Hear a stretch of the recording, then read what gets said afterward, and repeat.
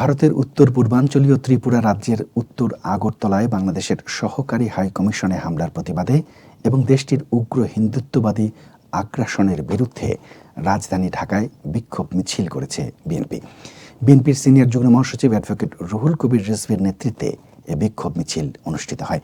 মিছিলটি নয়াপল্টনের বিএনপির কেন্দ্রীয় কার্যালয়ের সামনে থেকে শুরু হয়ে নাইটিঙ্গেল মোড় ঘুরে ফের নয়াপল্টনের সামনে এসে সংক্ষিপ্ত বক্তব্যের মধ্য দিয়ে শেষ হয়। বিএনপির সিনিয়র যুগ্ম মহাসচিব রুহুল কবির রিজভী এ সময় বলেন, ভারতের সংখ্যালঘু সম্প্রদায়ের মানুষের উপর অসংখ্য নির্মমতার ঘটনা ঘটছে প্রতিনিয়ত।